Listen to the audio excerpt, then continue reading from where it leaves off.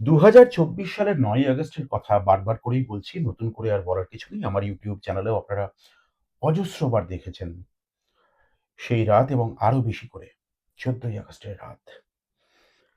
সারা বাংলা, সারা ভারত, সারা পৃথিবীর বাঙালি এবং তার বাইরের আপামর জনসাধারণও, বাইরের মানে অবাঙালি মানুষ, তারা গর্জে উঠেছিলেন, তারা আঁতকে উঠেছিলেন, তারা শিউরে উঠেছিলেন, তারা চমকে উঠেছিলেন এবং তারা প্রতিবাদে ফুঁসে উঠেছিলেন। একজন চিকিৎসক, যার কথা ছিল হাজার হাজার মানুষকে, লক্ষ লক্ষ মানুষকে জীবন দেওয়ার, তার জীবন চলে গেল কর্মক্ষেত্রে। বাঙালি, ভারতবাসী, বিশ্ববাসী শিউরে উঠেছিল। আমি নিজে ইন্টারভিউ করেছিলাম, আটকে উঠেছিলাম, বিহ্বল হয়ে গিয়েছিলাম। অভয়ার মা বাবার সাক্ষাৎকার নিতে গিয়ে আমি চোখের জল ধরে রাখতে পারিনি। আমার চ্যানেলে সেই ইন্টারভিউ আছে, আপনারা দেখতে পারেন চাইলে। আমি ডিসক্রিপশনে পারলে লিঙ্কও দিয়ে দেবো সেই ইন্টারভিউয়ের। দল মত নির্বিশেষে, এমনকি যাদের বিরুদ্ধে কথা বলছেন তারা সেই শাসক দল, শাসক দলের অনেক মানুষও সিপিআইএম এর সমর্থক, বিজেপির সমর্থক, সরাসরি দলীয় রাজনীতির সঙ্গে যুক্ত নন এমন কিছু মানুষ। আমার মা ব্যক্তিগতভাবে বলতে পারি, তার নি রিপ্লেসমেন্ট হয়েছিল, হাঁটু অপারেশন হয়েছিল, 4 দিনের মাথায় বেরিয়ে রাত দখল করেছিলেন। তিনি যখন কোনো নির্দিষ্ট দল, যে কোনো দল, কোন দলের গণ্ডির মধ্যে নিজেকে বেঁধে ফেলেন, তখন পরিস্থিতিটা ঠিক কেমন হয়। এবং একই সঙ্গে তামান্না পারভিন, একটি মা, সাবিনা ইয়াসমিন, তামান্নার মা, দেখেছিলেন তার মেয়ের শরীর ছিন্ন ভিন্ন হয়ে গিয়েছিল বোমার আঘাতে। কেননা তারা সিপিআইএম করেন। কালীগঞ্জ উপনির্বাচনে বিধানসভার তৃণমূল শাসক দল অভিযোগ হচ্ছে তাদের ছোড়া বোমা, সেই বোমা সিপিআইএম সমর্থক তামান্নার পরিবার তাদের পরিবারের উদ্দেশ্যে বিজয় মিছিল থেকে ঘোষণা হওয়ার আগেই, ফল ঘোষণা হওয়ার আগেই বোমা ছোড়া হয়েছিল। সেই বোমার আঘাতে কোমল তামান্না ছিন্ন ভিন্ন হয়ে গিয়েছিল। সেই দুজন, তামান্না এবং অভয়ার মা, আজকে আলোচনার কেন্দ্রবিন্দুতে। কেন? তারা নির্বাচনে লড়াই করছেন। অনেকে বলছেন তামান্নার মা, তাতে আপত্তি নেই। কেন আপত্তি অভয়ের মাতে? আপনার মতামত অবশ্যই আপনি রাখবেন। আজকে আমরা কথা বলে নেব অংশুমান করের সঙ্গে। অংশুমান কর একজন অত্যন্ত সংবেদনশীল মানুষ, কবি, অধ্যাপক, রাজনৈতিক বিশ্লেষক। অংশুদা, দুটি মৃত্যুই যদি না হতো তাহলে আজকে আমাদের এই এপিসোড যদি না করতে হতো, আমরা সব থেকে খুশি হতাম, কিন্তু করতে হচ্ছে। সত্যি তো একটা বক্তব্য উঠে আসে, একটা ডিসকোর্স, যে তামান্নার মা সিপিআইএম এর হয়ে প্রতিদ্বন্দ্বিতা করলে আপত্তি নেই, অভয়ের মা বিজেপির হয়ে যদি প্রতিদ্বন্দ্বিতা করেন আপত্তি কেন? কেন? দেখ, মানে সাধারণভাবে ভাবলে তো আপত্তির কারণ নেই, কেননা একটা নির্বাচন, যে কেউ সেই নির্বাচনে যে কোনো দলের হয়ে প্রতিদ্বন্দ্বিতা করতে পারেন। আম, কাউকে কিছু বলা উচিত নয়। কেউ যদি মনে করেন যে আমি এই নির্বাচনে একজন প্রার্থী হিসেবে প্রতিদ্বন্দ্বিতা করব, তিনি করতেই পারেন, এবং সেভাবেই তামান্নার মা এবং অভয়ার মা দুজনেই দাঁড়িয়েছেন। হ্যাঁ, তুই যেটা বললি, এখনো দাঁড়াননি, দাঁড়াচ্ছে, দাঁড়াতে মানে পারে, মানে সম্ভাবনা। হ্যাঁ, আমি যেটা যোগদান বলতে করছে। চাইছিলাম, হ্যাঁ, তুই যেটা বললি যে দুজনেই নির্বাচনে নেমেছেন, কিন্তু বিজেপির প্রার্থী সত্যি সত্যি অভয়ার মা হচ্ছেন কিনা সেটা এখনো পর্যন্ত খুব একটা পরিষ্কার নয়। উনি নিজে সেটা বলেছেন অবশ্য, কিন্তু বিজেপির তরফ থেকে এখনো পর্যন্ত কোনো মানে অফিসিয়াল যে ঘোষণা, সেই ঘোষণা কিন্তু আমরা পাইনি। হতে পারে যে তিনি দাঁড়াবেন, সেই সম্ভাবনা আছে নিশ্চয়ই। এখন আমি যেটা বলছিলাম যে যে কেউ যে কোনো রাজনৈতিক দলের হয়ে প্রতিদ্বন্দ্বিতা করতে পারেন, এবং এটা তো একদম সত্যি যে একটা অংশ বলছেন যে কেন আহ, অভয়ার মাকে নিয়ে এত আপত্তি সকলের। আসলে আপত্তির একটু কারণ আছে। মানে এটা ঘটনা যে আমরা দুজনকে এক করে দেখছি বটে, দুই মাকে। এক জায়গায় তারা এক, সেটা হচ্ছে সন্তান হারানোর ব্যথা অকালে। অকালে। সে নিয়ে কোনো দ্বিমত নেই, কিন্তু আবার কোথাও একটা তফাৎও আছে। আহ, যেমন ধর, তামান্নার মায়ের যে পরিবার, সেই পরিবারের একটি রাজনৈতিক অতীত আছে, একটি রাজনৈতিক বিশ্বাস আছে, এবং তারা দলীয় রাজনীতির সঙ্গে আহ, যুক্ত। সংশ্লিষ্ট ছিলেন, যুক্ত ছিলেন। তো সেই জায়গা থেকে তারা যদি মনে করেন যে আমরা নির্বাচনে দাঁড়াবো, তাহলে সেটা কোনো মানে হঠাৎ করে নেওয়া একটা সিদ্ধান্ত বলে তাদের মনে হবে না। তার একটা প্রেক্ষিত আছে, তার একটা অতীত আছে তামান্নার মায়ের, এবং সেই জন্য তিনি দাঁড়াচ্ছেন। দ্বিতীয় কথাটা হচ্ছে যে তামান্নার মা আহ, প্রতিদ্বন্দ্বিতা করছেন বিজেপি এবং তৃণমূল কংগ্রেসের বিরুদ্ধে। যদি দেখা যায় তাহলে একটি দল কেন্দ্রে ক্ষমতায় আছে, একটি দল রাজ্যে ক্ষমতায় আছে, এবং নিশ্চিতভাবেই যে তৃণমূলই তামান্নার ঘটনার জন্য মূল দোষী, তার পক্ষ কিন্তু তামান্নার মা নিচ্ছেন না। তিনি তার বিরুদ্ধেই আছেন। প্রথম দিনে যেমন বিরুদ্ধে ছিলেন, আজকে পর্যন্ত তার বিরুদ্ধেই আছেন। অভয়ার মায়ের ক্ষেত্রে খুব আনফর্চুনেটলি সেই ঘটনাটা তো ঘটেনি। প্রথম থেকে কোথায় মানুষ ধাক্কাটা খেয়েছে, যে প্রথম থেকে অভয়ার মারাও যে আন্দোলনকে সমর্থন করেছিলেন, অভয়ার ন্যায় বিচারের দাবিতে যে আন্দোলন হয়েছিল, সেই আন্দোলন হয়েছিল অরাজনৈতিক একটি তকমা অদলীয়, গায়ে লাগিয়ে। অদলীয়। দলের বাইরে, দলীয় রাজনীতির বাইরে একটা আন্দোলন, বৃহত্তর গণ আন্দোলন। এবং সত্যি ওই ওই ধরনের আন্দোলন আমি তো মনে করতে পারছি না যে সিঙ্গুর নন্দীগ্রাম পর্বে দেখেছিলাম, তারপরে আর পশ্চিমবঙ্গের মাটিতে দেখেছি সিংহ বলে। নন্দীগ্রামে পুজোর সময় হ্যাঁ, একদম এই একদম জিনিস একদম অভূতপূর্ব হয়নি, ঘটনা। সিংহ এবং নন্দীগ্রামে হয়নি। না, আমি তো বলছি অভূতপূর্ব ঘটনা। এবং আহ, এটাও সত্যি যে, না আমি কেন তোকে বললাম যে একটা তুলনা, যে সিঙ্গুর নন্দীগ্রামের সময় আমি দেখেছিলাম যে বামপন্থীদের অনেকে প্রাথমিকভাবে নানা প্রচারের কারণে তারাও কিন্তু মানে সরকারের বিরুদ্ধে যে মিছিল টিছিল হয়েছিল তাতে অংশ নিয়েছিলেন। এখানেও আমি তাই দেখেছি। আমার পরিচিত তৃণমূলের রাজনীতি করেন এরকম অনেক পরিবারের সদস্যরা কিন্তু রাত দখল করতে বেরিয়েছিলেন। সেই জায়গা থেকে একটা কিন্তু মানে কোথাও একটা এই দুটো পরিস্থিতির মধ্যে একটা মিল ছিল। তো আমি যেটা বলতে চাইছিলাম সেটা হচ্ছে যে এই রকমের আন্দোলন কেউ দেখেনি এবং সেটাকে অরাজনৈতিক আন্দোলন হিসেবে সকলে গ্রহণ করেছিল। সেইটা কিন্তু মাথায় রাখতে হবে। এই যে অরাজনৈতিক আন্দোলন, এবং সেই অরাজনৈতিক আন্দোলনটাকে মা এবং বাবা প্রথম দিকে সমর্থন জানিয়েছিলেন সম্পূর্ণভাবে। এক এবং ওরা কখনো তাদের দলীয় রাজনৈতিক কোনো পরিচয় আছে বলে এক কখনো প্রকাশ্যে আনেননি। প্রকাশ্যে তৃণমূল বিরোধিতা করে এসেছে, তৃণমূল বিরোধিতা মানে সরকারের সরকার বিরোধিতা। যেহেতু বিরোধিতা। তৃণমূল সরকার একদম, সরকার পরিচালনা করছে এবং সরকারের তৃণমূলের অন্য গাফিলতির কোনো কারণে, নীতির কোনো বিরোধিতা না, নয় সরকারের গাফিলতির কারণে এই ঘটনাটা ঘটেছে। তারা এবং দুর্নীতি। ভয়ঙ্করভাবে শক ছিলেন, দুর্নীতি সেই কারণে করেছিলেন। তো যে কারণে আমি বলছি সেটা কোনো রাজনৈতিক বিরোধিতা নয়, কিন্তু সেটা ব্যক্তিগত শোকের জায়গা থেকে বিরোধিতা। সেটাকে আমি খুব রাজনৈতিক বিরোধিতা বলবো তাই না। যেমন তামান্নাদের অতীতটা হচ্ছে রাজনৈতিক অতীত, সেই সিপিআইএম অতীতটা এদের করার ছিল না। জন্যই। একদম সেই অতীতটা এদের কাছে ছিল না। সেই জায়গা থেকে মানুষ কিন্তু একটু হলেও ধাক্কা খেয়েছে, যে হঠাৎ করে যদি ওরা রাজনীতিতে চলে আসেন এবং এত স্পষ্ট করে তাদের রাজনৈতিক বক্তব্য রাখতে থাকেন, যে বক্তব্যগুলো সাম্প্রতিক অতীতে অভয়ের মা রেখেছেন, সেগুলো সম্পূর্ণ রাজনৈতিক বক্তব্য। এরকমটা মনে হলেও খুব আশ্চর্য হবে না। আমি তার মানে সন্তান হারানোর শোককে পূর্ণ সম্মান জানিয়ে বলছি। আমি বুঝি সন্তান চলে গেলে কি হয় একজন মানুষের, কিন্তু বলছি কেউ যদি বলেন যে এটা স্ক্রিপ্টেড, যে ওকে বলা হয়েছে যে এই কথাগুলো বলুন এবং তারপরে বলবেন, কেননা আ- একদম পুরোদস্তুর একজন রাজনৈতিক নেত্রীর মতো তিনি কথা বলেছেন।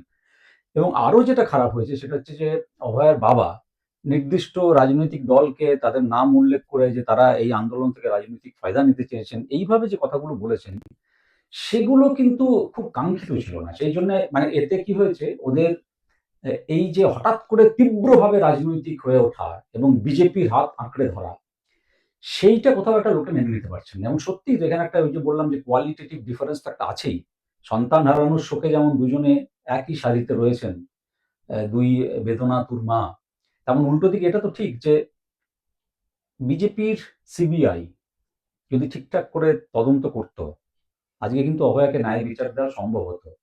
ওই ফরেন্সিক রিপোর্ট যদি ঠিকঠাক সময়ে পড়তো, জমা পড়তো, ন্যায় বিচার দেওয়া সম্ভব হতো।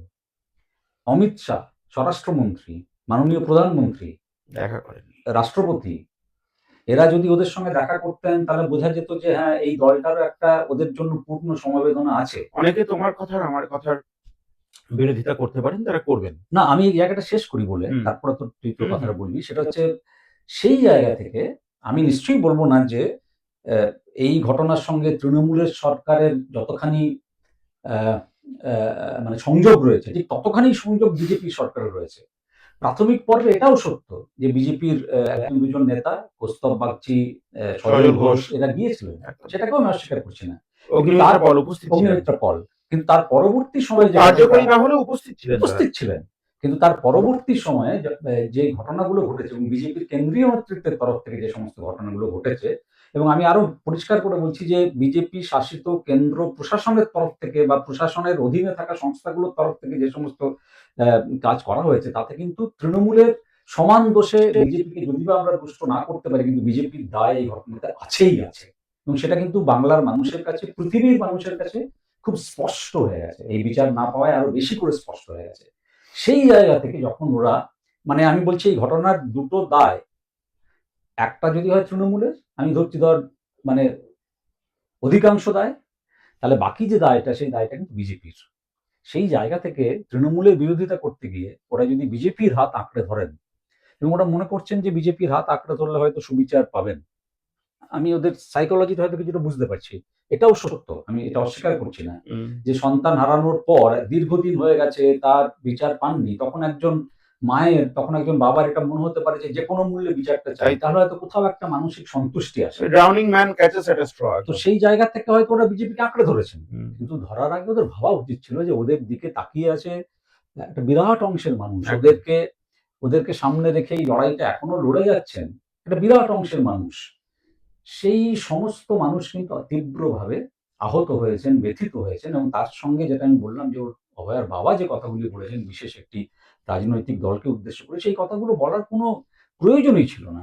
তো এই সব মিলিয়ে আমি কিন্তু বলব যে এই দুটো আহ, ঘটনার মধ্যে, তামান্নার মায়ের নির্বাচনে প্রতিদ্বন্দ্বিতা করা এবং অভয়ার মায়ের নির্বাচনে প্রতিদ্বন্দ্বিতা করা, দুটো ঘটনার মধ্যে কিন্তু একটা গুণগত তফাৎ রয়েছে। আমি দুজনের বেদনা সমান, দুজনের শোক সমান, এবং শোকের শোককে কারণ এক পরিমাপ নয়। করা যায় না, শোককে পরিমাপ করা যায় না, এই কথা বলেও একদম তুই যেটা বললি শোকের কারণ কিন্তু এক নয়, এবং শোকের কারণ যা, তাকেই যদি আমি সমর্থন করতে থাকি, যেটা অভয়ার মায়ের ক্ষেত্রে হয়েছে, শোকের পরোক্ষ কারণ। অনেকখানি অংশ তো কারণ যা, তাকে যদি সমর্থন করতে থাকি, তাহলে তো মানুষ একটু হলেও হতাশ হবেনি। তবে এটা আমি বলব যে যারা কিছু মানে কি বলবো যে কুৎসিত ট্রোলও হয়েছে, সেটাও ঠিক হয়নি, একদম অবশ্যই। ঠিক হয়নি। তার কারণ বোঝা উচিত যে ওরা কিন্তু সত্যি সন্তানকে হারিয়েছেন। যারা এটা বুঝতে পারছেন না, তাই তো। কেবল নিছক রাজনীতির চশমা দিয়ে ঘটনাটাকে দেখলে হয়তো চলবে না। আরেকটু সমবেদনা আমি বলব যে যারা এগুলো করেছেন, কমে এসেছে গত ১ দিন ২ দিনে হয়তো। ভবিষ্যতে না করলেই ভালো হয়। আসলে যদি মানুষ নির্বাচনে ভয়ঙ্কর রকমের দাঁড়াতে আহত পারেন, হয়েছেন একটা। সেটা এবং আমি তুমি অস্বীকার কি এটা করছি না। সিপিআইএম এর হয়ে যদি উনি দাঁড়াতেন একই কথা বলতেন? না, সিপিআইএম এর হয়ে উনি দাঁড়ালে আমি একই কথা বলতাম না। এই কারণেই বলতাম না। তখন কিন্তু সিপিআইএম কিন্তু এই ঘটনাটার মানে কারণ নয়। যে কথাটা আমি আবার বলছি যে এবং অংশত কারণে যে দলটি, সীমাবদ্ধ অংশত ক্ষমতা দায়টা নিয়েও লড়াই করেছে। লড়াই সিপিআইএম করেছে। কিন্তু ২ শাসকের বিরুদ্ধেই লড়াই করেছে এই ঘটনাটাকে কেন্দ্র করেই। ঠিক আছে? তো সেই কারণে উনি যদি সিপিআইএম এর হয়ে দাঁড়াতেন, ভোটে দাঁড়ানোটা আমি ১ম এই বলেছি, ভোটে দাঁড়ানোটা আমার কাছে খুব বড় বিষয় নয়। সমর্থন করাটা। অবশ্যই ভোটে উনি দাঁড়াতে পারেন। কিন্তু উনি যদি এসইউসিআই এর হয়ে দাঁড়াতেন, বা নির্দল হয়ে দাঁড়াতেন। নির্দল হয়েও দাঁড়াতেন। অনেকে বলছেন যে উনি যদি নির্দল হয়ে একটা নির্দল কথা হয়ে দাঁড়াতে অংশুদা, পারতেন। আমার একজন সাংবাদিক হিসেবে হুম। মানুষকে মনে করিয়ে দেওয়াটা কর্তব্য। হুম, কিছু কনসিকুয়েন্সেস এর কথা বলছি অভয়ার এই হত্যার হুম, পরের। সুবর্ণ গোস্বামী, যার অবদান তার পরিবারও একদম শুরু থেকে, ঠিক। মানে মীনাক্ষী মুখার্জি, কলকান দাশগুপ্ত, ধ্রুবজ্যোতি সাহা, আমি না, ব্যক্তিগতভাবে জানি অনেকে ওদের সমর্থন দেবাঞ্জন করতে দে, গিয়ে পৌলমী পানিশড মজুমদার, হয়েছেন। পৌলমী তাদের শাস্তি মজুমদার দেওয়া এদের হয়েছে। উপস্থিতি একদম। সামনে এসেছে। হুম, তিলোত্তমার কাকিমা বলেছেন যে পুণ্যব্রত কুল, সুবর্ণ গোস্বামী তারা যদি না থাকতেন, সুবর্ণ গোস্বামী একদম উচ্চ পদের সরকারি চাকরি, তাকে ট্রান্সফার হয়ে চলে যেতে হয়েছে দার্জিলিং এ। আমি তো বললাম শাস্তি দেওয়া হয়েছে। যারা ওদের মীনাক্ষী পক্ষে কথা মুখার্জি বলেছেন, লড়াই বা করেছেন, তারা শাস্তি পেয়েছেন। জাস্ট আমি হয়তো একটু কথা বলছি, দর্শক বিরক্ত হবেন, হুম, সাংবাদিক হিসেবে আমার এতটা বলা উচিত না, হুম, তোমারই কথা বলা উচিত, তবুও হুম, আমাকে জাস্ট হুম, সেই ঘটনা যেদিন ঘটে সেদিন আমি মীনাক্ষী মুখার্জির ইন্টারভিউ করি, হুম, কলতান দাশগুপ্তের ইন্টারভিউ করি, হুম, আমি দেখানোর চেষ্টা করব। তারা দুজনেই সেখানে বলেন যে আমরা দল দেখিনি, মত জানতাম না, এবং আগামী দিনেও যদি এরকম হয় আমরা আবারও নিশ্চয়ই আমি শুনেছি প্রতিবাদ ওরা করব। দুজনেই যে কথা বলেছেন খুব মানে পরিণত কথা, এবং এটাই তো বাম রাজনীতি যারা করবেন তাদের কাছ থেকে আমরা প্রত্যাশা করি। খুবই পরিণত কথা বলেছেন। সুবর্ণ গোস্বামীর বক্তব্য কিন্তু সেই ভদ্রলোককে সুখের চাকরি ছেড়ে কিন্তু দেখ, আমি আবার বলছি যে অনেকে যে আহত হয়েছেন তার কারণ তারা দেখেছেন জুনিয়র যে ডক্টররা, ওদের জুনিয়র ডাক্তাররা যে ওদের সমর্থনে যারা লড়াই করেছেন, এবং এই নোটে আমার তাদের শেষ অনেকে, কথা, তাদের এই অনেকে সার্ভিসের শাস্তি সার্কেলের পেয়েছেন। মধ্যে হুম, কিন্তু কোন দলের জুনিয়র ডাক্তারদের মধ্যে এসইউসিআই এর লোকজন আছেন, তৃণমূলের লোকজন কিছু আছেন, বিজেপির লোকজন আছেন, এরা তো সিপিএম এর পরিচিত মুখী। এমনকি কৌস্তভ বাগচি, সজল ঘোষ তারা খুব কিছু করতে না পারলেও তারাও উপস্থিত ছিলেন। কি নিশ্চয়ই। দরকার ছিল একটি নির্দিষ্ট রাজনৈতিক দলে? উনি যদি, আমি পরের প্রশ্ন এই জন্য করছি, নারায়ণ বন্দ্যোপাধ্যায় ডক্টর তিনি বলেছেন যে কলতান দাশগুপ্তকে তিনি বলেছেন যে সেখান থেকে প্রার্থীপদ প্রত্যাহার করতে। সমর্থন জানাতে তিলোত্তমার মাকে? দেখ এই ডাক্তারবাবুর আমি নানা ভিডিও মাঝে, মাঝে দেখেছি। আমার মা খুব তার ভক্ত, দেখেন মাও। কিন্তু উনার রাজনৈতিক মতকে আমি একেবারেই গুরুত্ব দিতে রাজি নই। তার কারণ উনি খুব সুবিধাবাদী একটা রাজনীতি করছেন এবং খুব উনি যে কথাটা বলছেন যে তৃণমূলে চলে যাওয়া দরকার, যেকোনো মূল্যে পরিবর্তন আসা দরকার, সেটা হচ্ছে একেবারে কট্টর বিজেপি সমর্থকদের কথা। হ্যাঁ? তো সেটা কোনো ঠান্ডা মাথার মানুষ, কোনো বিবেচক মানুষ এইভাবে অ্যাম মানে এই কথা বলতে পারে না। আমি তো কিছুতেই বলব না। যেহেতু আমি বারবার বলছি যে একাধিক বিজেপি শাসিত রাজ্যে নানা সময় যাওয়ার আমার অভিজ্ঞতা হয়েছে এবং সেই অভিজ্ঞতাগুলো খুব সুখকর অভিজ্ঞতা নয়। তো যেই কারণে উনি যেভাবে এই সার্টিফিকেট দিচ্ছেন বিজেপিকে, সেই জায়গা থেকে তো উনি বলবেনই যে কলকাতা দাশগুপ্তর সরে যাওয়া উচিত। ওর রাজনৈতিক মতকে একেবারেই গুরুত্ব দেওয়া উচিত নয়। বরং আমি বলব আ যে আ ওই সিটে আমি খুব ব্যক্তিগত আমার কথা বলছি। যদি কলতান জেতে, তাহলে আমি খুব খুশি হব। এই কারণেই খুশি হব যে তাহলে মানুষের একটা রায় কিন্তু পরিষ্কার বেরিয়ে আসবে অন্তত এই ঘটনাটা থেকে। তোমার বিরুদ্ধে সিপিআইএম এর আ অনেকে তোমাকে চটি-চাটা বলেছেন। অনেকে এবার তোমাকে আমি জানি না কি চাটা বলবেন। মানে মাকু, সেকু ইত্যাদি তকমা লেগে যেতে পারে। তবুও এ কথা বলছো? না আমরা যারা হ্যাঁ, আমাকে অনেকেই চটিচাটা বলেছেন সাম্প্রতিক অতীতে আমি কিছু, কিছু কথা বলার কারণে। এটা বলার জন্য যদি আবার মাকু বলেন, বলবেন। কিন্তু আমাদের যে কথাটা মনে হয় সত্যি, আমার যে কথাটা সত্যি মনে হয় সে কথাটা আমি বলি। রাগ-ঢাক না করে একদম মানে পরিষ্কার করে বলি। তো সেই জায়গা থেকে আমি বলছি যে যদি ওই সিটটায় কলতান জেতেন, আমি ব্যক্তিগতভাবে খুব খুশি হব। তার কারণ হচ্ছে যে কলতান জিতলেই কিন্তু আসলে অভয়া সত্যিকারের একটা বিচার পাবে। সত্যিকারের একটা জনগণের তোমার মনে থাকবে হুম, কলকান দাশগুপ্ত তিনি হুম, যখন জেলবন্দি মিথ্যা হুম, মামলায়, হুম।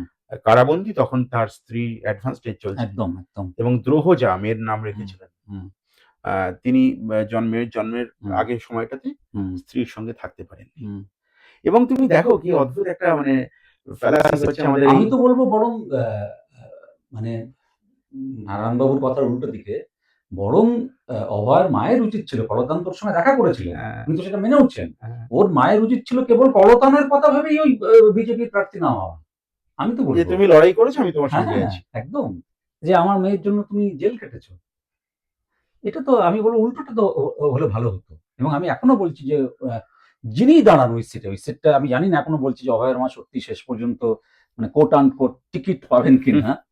তো যদি পানও বা যদি নাও পান, যদি ওই সিটটায় যে বিতর্ক ইতিমধ্যেই তৈরি হয়েছে, ওই সিটটায় যদি কলতান জেতেন, আমি মনে করব যে পশ্চিমবঙ্গের মানুষ এই মানে অভয়কে তো আ প্রাতিষ্ঠানিক এবং প্রশাসনিক পথে হেঁটে বিচার দেওয়া যায়নি। কিন্তু জনগণের একটা রায় কিন্তু এক ধরনের বিচার অভয়া পাবেন যদি কলতান জেতেন।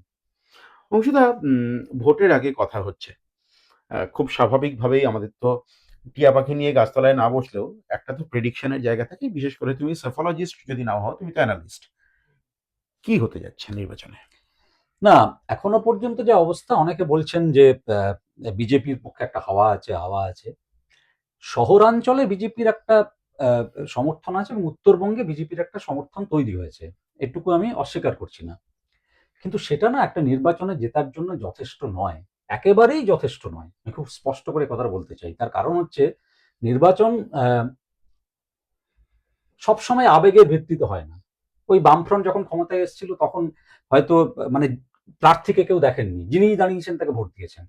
১১ সালে যখন ক্ষমতার বদল ঘটে তখনও যিনিই দাঁড়িয়েছিলেন তাকে ভোট দিয়েছেন প্রায়। সেই পরিস্থিতি কিন্তু অনেকগুলো ঘটনা ঘটেছে। কিন্তু সেই পরিস্থিতি আজকের পশ্চিমবঙ্গে নেই। এটা খুব পরিষ্কার করে বুঝতে হবে।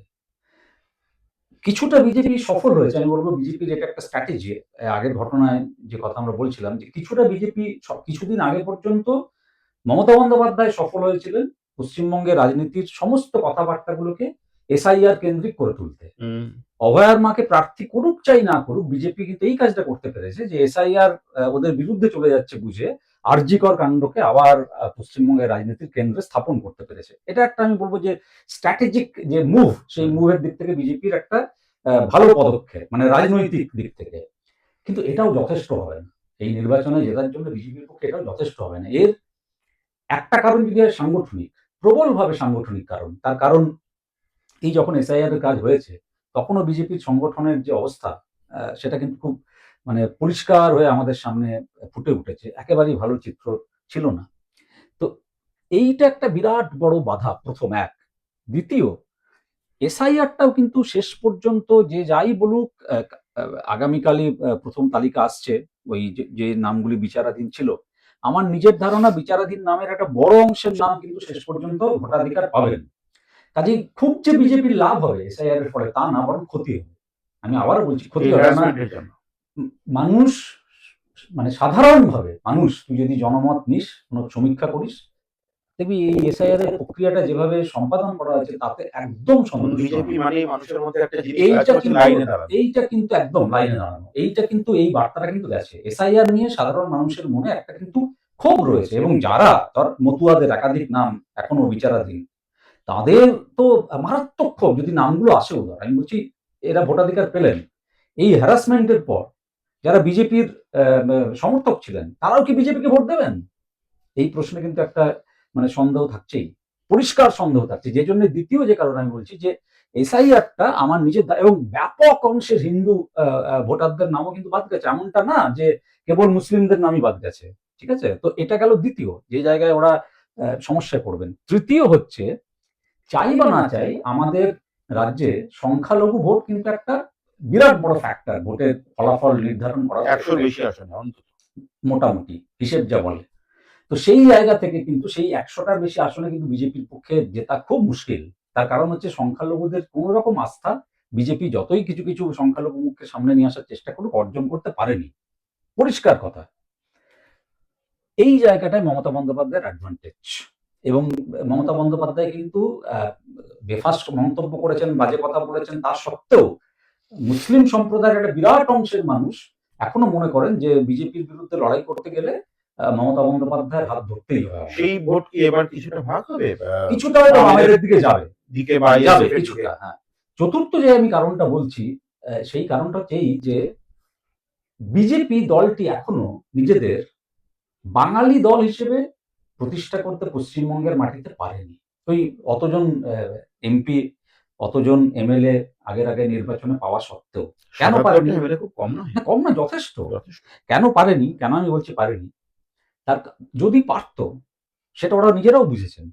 যদি পারত তাহলে নরেন্দ্র মোদীকে বারবার ভুলভাল বাংলা যাই বলুন, হ্যাঁ? এতজন মনীষীর নাম, রবীন্দ্রনাথের এত কবিতা, গানের অংশ প্রাণপণ চেষ্টা করতে হতো না। প্রাণপণ চেষ্টা করছেন। প্রাণপণ বাংলায় বলার চেষ্টা করা বাঙালি। মা কালীর কথা এই প্রথম, হ্যাঁ? রাম আসছে না, হনুমান আসছে না, মা কালী। দেখ আমি একটা কথা বলছি, এই যে কিছু কিছু সাংস্কৃতিক যে পরিবর্তন বিজেপির উত্থানের পর থেকে হয়েছে, সেটা ধর বাঙালিয়ানায় যারা বিশ্বাস রাখে না, বাঙালিয়ানা এমন একটা জিনিস যেটা ধর্ম দিয়ে মানে একেবারেই একটা কালচারাল একটা একদম এক identity কনস্ট্রাকশন। একটা। এটাকে ব্যাখ্যা করা যাবে না। ধর আমরা কখনো ছোটবেলা থেকে দেখিনি আমাদের এখানে এত গণেশ পুজোর মানে মাতামাতি। তাই তো। হনুমান কে এভাবে সর্বত্র পুজো করা হচ্ছে। অ্যাংরি হনুমান। এগুলো একদম। এবং সেই হনুমান একদম অ্যাংরি, মানে আমি মাস্কুলার হিংস্র, হনুমান। হিংস্র হনুমান, হিংস্র। বা রামেরও যে ছবি ওরা সর্বত্র, আমাদের রাম কেমন ছিলেন? সেরাম কৃত্তিবাসে নব দুর্বাদল শ্যাম রাম, হ্যাঁ? নরম কোমল রাম, বাঙালির রাম। সেই রাম তো নয়। ওরা যে রামকে নিয়ে এসেছেন অ্যাগ্রেসিভ রাম, মানে মণিহারা ফ্রি রাম নয়। না একেবারেই না, যোদ্ধা রাম। সীতার বিহনে ক্রন্দনরত রাম নয়, যোদ্ধা রাম। তো সেই ওরা সমস্ত সেই কিছু নাদুস-নুদুস ভুঁড়িওয়ালা শিব না, মহাদেব। একেবারেই না। আমি তো বলছি এই সবকিছুর কারণে ওরা যে সাংস্কৃতিক বাতাবরণটা অনেকখানি তৈরি করেছেন এখানে, তাতে হয়তো যারা অবাঙালি তারা যতটা সন্তুষ্ট হয়েছেন, একেবারে কট্টর তীব্র হিন্দু ধর্মের নানা আচার অনুশাসনে যারা অন্ধভাবে বিশ্বাস করেন, তাদের একটা অংশ যতটা খুশি হয়েছেন, আপামর বাঙালি ততটা খুশি কিন্তু হয়নি। ঠিক এখানে একটা কথা বলবো? এখনো আমি বলছি, হ্যাঁ, এখনো হ্যাঁ। পশ্চিমবঙ্গে হিন্দু বাঙালির কাছে সবচেয়ে বড় সাংস্কৃতিক উৎসব হচ্ছে দুর্গাপুজো। একদম। গণেশ পুজো দিয়ে তাকে রিপ্লেস করা যাবে না। হনুমানের এই যে নবরাত্রি, ঈদের সঙ্গে নবরাত্রির তুলনা। আমি বলছি তো এইগুলো সাংস্কৃতিক যে বাতাবরণ পশ্চিমবঙ্গে তৈরি করেছে, সেইটা কিন্তু নির্বাচনের ক্ষেত্রে সামগ্রিকভাবে বিজেপির বিরুদ্ধে যাবে। কারণ মানুষের এই বিশ্বাসটা হয়েছে যে বিজেপি একটা বাঙালি দল নয়। যেমন ধর এই বারবার দিল্লিতে যেটা হয়েছে, যে চিত্তরঞ্জন পার্কে বলা হয়েছে যে তোমরা মাছ মাংস বিক্রি করতে পারবে না। বিহারে এরকম মানে circle বাঙালির এসছে। পাত থেকে যদি মাছ মাংস চলে যায়, এবার ওরা বারবার সেটা বলছেন যে না, শ্রমিক ভট্টাচার্য তিনি বলছেন যে না আমি তো মাছ মাছ খাওয়া বাঙালি, মাছ ভাত, এই যে আরে কথাগুলো ওদের বলতে হচ্ছে। বিহারে প্রকাশ্যে মাংস বিক্রি বন্ধ। আমি তোকে আবার বলছি, এই যে কথাগুলো ওদের বলতে হচ্ছে বারবার করে, এই বিষয়গুলোকে যে ওরা সামনে আনছেন, নরেন্দ্র মোদী থেকে শ্রমিক ভট্টাচার্য, তার মানেটা কি? মানে কোথাও ওরা বুঝেছেন যে আমাদের দলটাকে বাঙালি এখনো পর্যন্ত নিজেদের মানে দল মাছের বলে মনে করছে রিপ্লেসমেন্ট না। রাজমা নয়। কখনোই নয়, নিজেদের দল বলে মনে করছে না, খুব পরিষ্কার। এবং সেই কারণে ওরা চেষ্টা করছেন, মানে মারাত্মক চেষ্টা করছেন যে কি করে বিজেপির একটা মানে বাঙালি সংস্করণ পশ্চিমবঙ্গের মানুষের কাছে হাজির করা যায়, কিন্তু সেটা হচ্ছে না, হবে না। ততদিন হবে না যতদিন ওদের নেতৃত্বে বাঙালিদের একটা গুরুত্বপূর্ণ অংশগ্রহণ না ঘটে। বিজেপি দলটা, শ্যামাপ্রসাদের কথা ওরা বলেন, বারবার বলেন ঠিকই, কিন্তু ওইটুকুই। বিজেপি দলটার এই মুহূর্তের যদি গঠন আমরা দেখি, কোনো জায়গায় বাঙালিদের সেই অর্থে কোনো মানে গুরুত্বপূর্ণ জায়গায় নেই। এবং আমি আরো একটা কথা বলছি, ধর এমপিও তো কমজন হয়নি। তাই তো। কোন বড় মন্ত্রকের দায়িত্ব কোন বাঙালি এমপিকে দেওয়া হয়েছিল? কাজেই ইনফ্যাক্ট খুব দিলীপ পরিষ্কার। ঘোষের মতো সাংগঠনিক ক্ষমতা দলমত নির্বিশেষে নিশ্চয়ই, খুব নিশ্চয়ই, কম লোকের আছে। নিশ্চয়ই, কোথা থেকে দলটাকে কোথায় নিয়ে গেছে? নিশ্চয়ই। তো সেই দিলীপ ঘোষ আজকে প্রাপ্ত। আমি তো বলছি এই যে দিলীপ ঘোষকে পেছনে ঠেলে দেওয়াটাও স্ট্র্যাটেজির দিক থেকে কিন্তু আমি খুব বলবো যে কুরুচিকর ভুল একটা হয়েছে। আলোচনা। হ্যাঁ, ভুল এই হয়েছে। যে এই গোমাংস ইত্যাদি এইগুলো বোগাস। হুম, মানে কে কি খাবে, বোগাস মানে গোমাংস বলে না। হুম। যে কে কি খাবে না, না, ব্যক্তিগত সেটা ব্যক্তিগত খাদ্যাভ্যাস একদম। সিদ্ধান্ত সকলের। কিন্তু যখন যে কবার বিজেপি এই গোমাংসের কথা বলে কাউকে কাউকে আক্রমণ করছে, ঠিক ততবারই শাহাবুদ্দিনের বাড়িতে শুভেন্দু অধিকারীর ঈদ পালন করতে যাওয়া, তার ফেজ পরা টুপি, মানুষের স্মৃতি তো এত দুর্বল না। না, না, বিশেষ করে আজকে তো ফেসবুকে যুগ। আমি তো বলছি তোকে যে বিজেপির যে স্ট্র্যাটেজি, ভোটের বিশ্বাস যে করতে পারছে স্ট্র্যাটেজি, না। হ্যাঁ সেই স্ট্র্যাটেজি, এবং এই যে ওরা বুঝেছেন যে পশ্চিমবঙ্গের মানুষ আমাদের অবিশ্বাস করছে, সেই কারণে এবছর ওরা একটা মানে বাঙালি অস্মিতাকে কিভাবে আমরা মানে নিজেদের বলে চিহ্নিত করতে পারি সেই চেষ্টা করছেন, কিন্তু সেটা হবে না। এবং আরো একটা জিনিস, বিজেপি তার আমি আরেকটা কথা বলছি, হুম, তোর এই গত কয়েক মাসের ঘটনা তো লোকে ভুলে যায়নি। হুম, এই যে ধর বাংলাদেশি ভাষা বলে দেওয়া হলো, এই যে ধর একের পর এক বাঙালি পরিযায়ী শ্রমিকদের নানা জায়গায় নির্যাতন করা হয়েছে, বাঙালি ভারতীয় নাগরিক বাংলাদেশে পাঠিয়ে দেওয়া হয়েছে, মহিলা। তো এখনো কয়েকজন আছেন, ফিরে আসতে পারেননি হুম। সকলে। এগুলো কি আপামর সাধারণ বাঙালি ভুলে গেছেন? ভুলে যাননি। আরে অন্নপূর্ণা ভান্ডারে যারা 3,500 টাকা পাবেন, সেই মহিলারা তো গ্যাস কিনতে গিয়ে নাকানিতে বলে যাচ্ছেন। একদম, একদম। গ্যাসটা তো খুব সাম্প্রতিক। আমি বলছি তার আগে ধর গ্যাসের সঙ্গে হয়তো বাঙালিয়ানা বা না বাঙালি না না, অস্মিতার আমি সংযোগ একদম নেই। পলিসির কথা বলছি। পলিসির কথা। কিন্তু আমি বলছি যে এই বাঙালি দল না হলে না, পশ্চিমবঙ্গের মাটিতে এমন একটা ব্যাপার আছে যে বাঙালি দল না হলে না পশ্চিমবঙ্গের মাটিতে কোনো দলের পক্ষে উত্থান কিন্তু একেবারেই সম্ভব নয়। খুব পরিষ্কার আমার কথা হচ্ছে এটা। আরেকটা কথা যেটা বলার দরকার আছে, যেটা আমি আগের দিনও বলেছি, আজকেও বলছি, যে আমার ধারণা যে পশ্চিমবঙ্গের যারা বিজেপির নেতৃত্ব নেতা আছেন, তারা চাইছেন মমতা বন্দ্যোপাধ্যায়কে নির্বাচনে পরাজিত করতে। কিন্তু সত্যি, সত্যি শীর্ষ নেতৃত্ব চাইছে কি? সত্যি, সত্যি আরএসএস চাইছে কি? এই প্রশ্ন তো থাকবেই। তুমি এপস্টিন ফাইল নিয়ে যত কথা বলছো, তুমি মমতা বন্দ্যোপাধ্যায় মুখ্যমন্ত্রী রাজ্যের, তিনি যখন ইডির উপস্থিতিতে আইপ্যাকের অফিস থেকে ফাইল নিয়ে চলে যাচ্ছেন, তারপরে তাকে একবারের জন্য কি সামন করা আমি হয়েছে, তো ডাকা বলছি হয়েছে? শোন, যে কারণে বলছি যে আমার নিজের এই সদিচ্ছা প্রশ্নটা নিয়ে আছে। প্রশ্ন উঠবেই। একদম এই প্রশ্নটা আছে।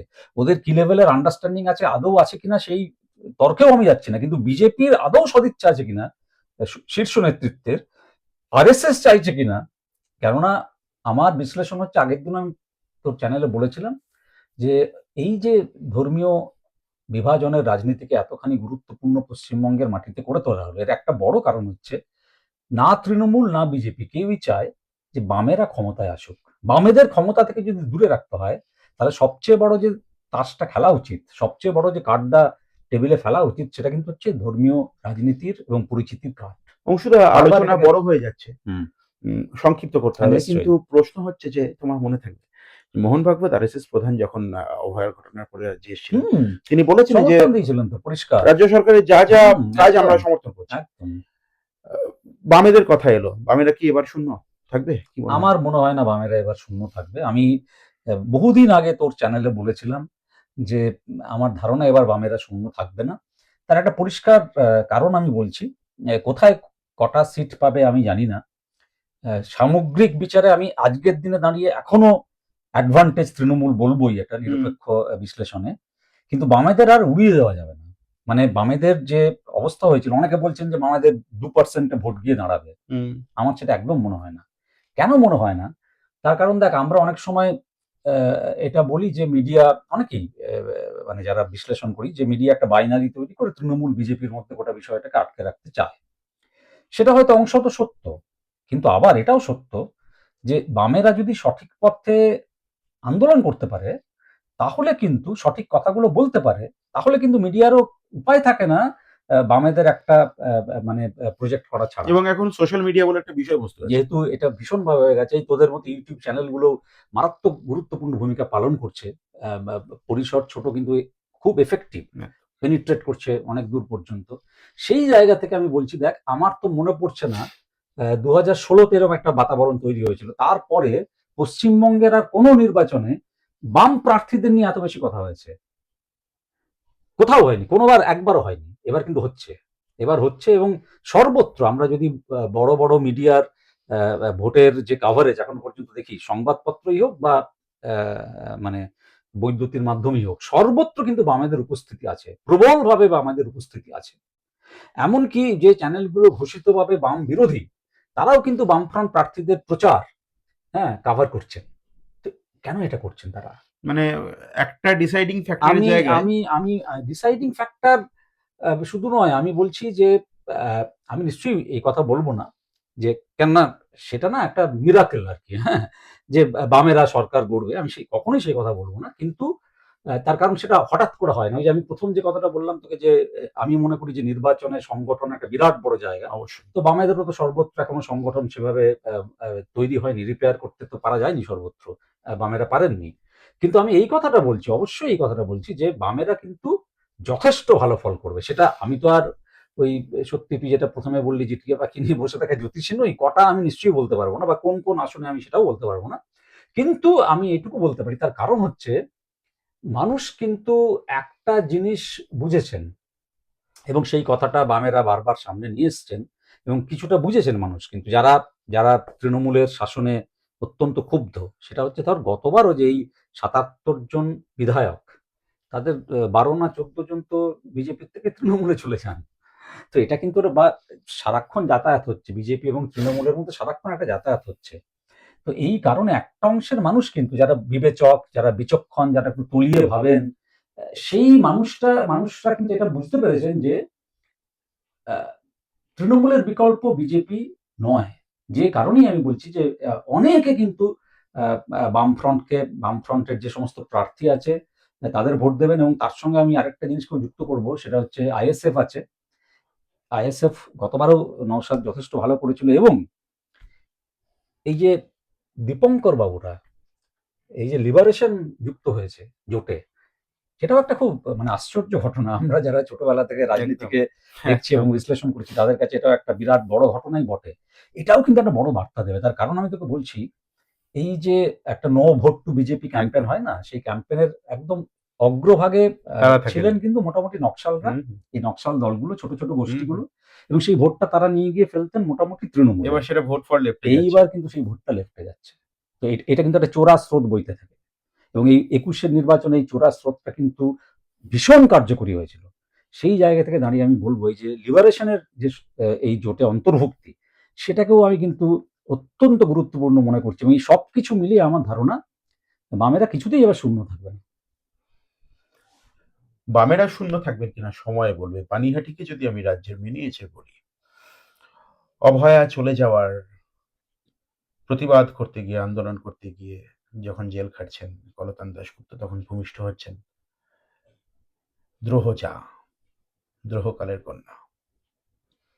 তার সঙ্গে আজকে যুযুধান অভয়ার মা। আপনি কোন দিকে?